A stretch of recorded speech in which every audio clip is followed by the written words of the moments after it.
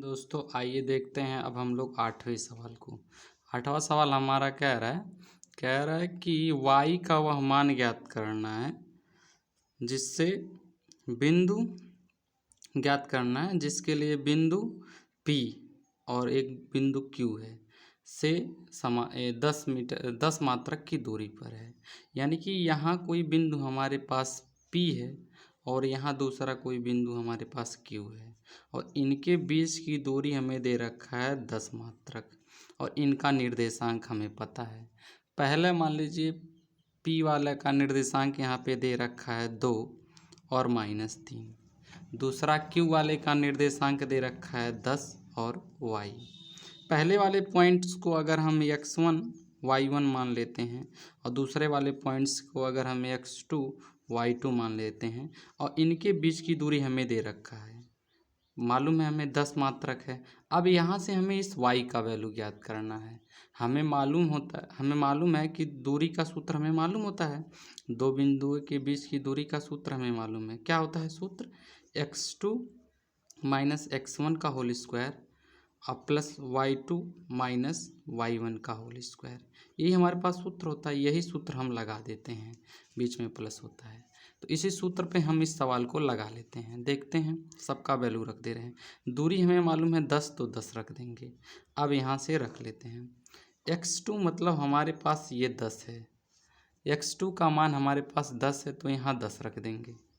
10 के बाद माइनस है, उसके बाद x1 हमारे पास 2 है तो 2 रख देंगे, उसका होल स्क्वायर प्लस y2 हमारे पास यहाँ y है तो y रख देंगे और y1 हमारे पास है -3 तो यहाँ -3 का वैल्यू रख देंगे और उसका होल स्क्वायर कर देंगे। अगर हम दोनों पक्षों का वर्ग कर दें तो यहाँ से करंडी हट जाएगा। जैसे ही दोनों पक्षों का वर्ग करेंगे तो इसका वर्ग हो जाएगा 10 दहियम 100 हो जाएगा और इसका करंडी हट जाएगा।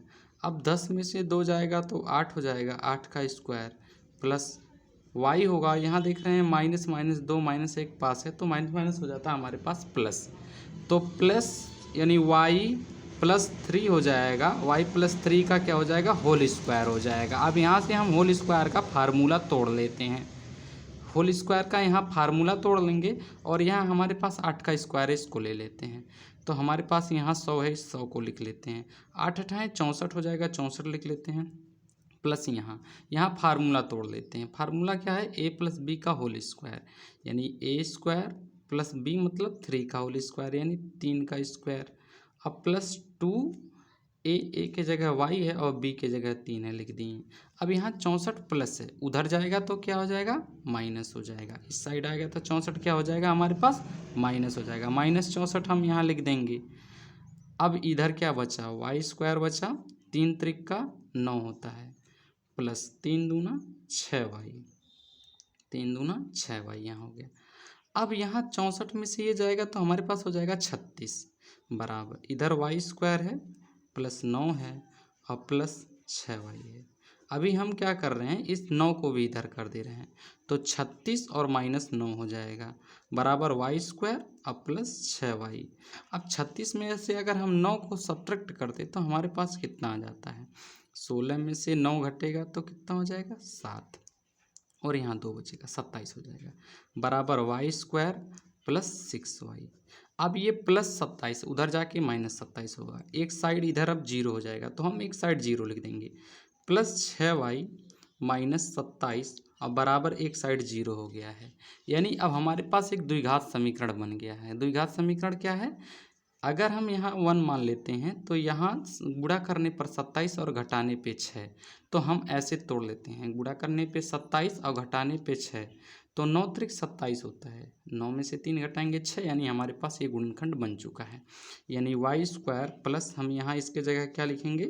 9y में से अगर हम 3y सब्ट्रैक्ट कर देंगे तो हमारे पास पता चल जाएगा 6y और -27 बराबर क्या है? 0 है।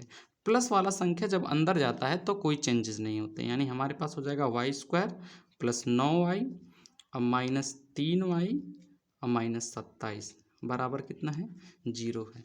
अब इसी चीज़ को हम यहाँ लिख ले रहे हैं ऊपर वाले लाइन में। देखिए ध्यान से, हमें क्या लिखना है? इस तरफ नीचे क्या था? y स्क्वायर था प्लस 9y था 3y था और -27 था और बराबर क्या था 0 था। अब दो दो संख्याओं का जोड़ा ले लेते हैं। यहाँ y² और यहाँ 9y है, यहाँ से y हम कॉमन निकालेंगे तो यहाँ y + 9 बचेगा और यहाँ -3 कॉमन हो सकता है तो हमने -3 बाहर निकाल लिया। यहाँ y और -9 त्रिक 27 होता है, 9 बचेगा। माइनस हमने बाहर निकाल लिया तो यहाँ का माइनस और यहाँ का माइनस, दोनों का माइनस निकल जाएगा तो यहाँ बचेगा हमारे पास प्लस और ये हो जाएगा 0। अब दो संख्याएं एक जैसे हैं, इनको एक बार लिख लेते हैं और इनको अलग अलग हैं, इनको एक बार लिख लेंगे।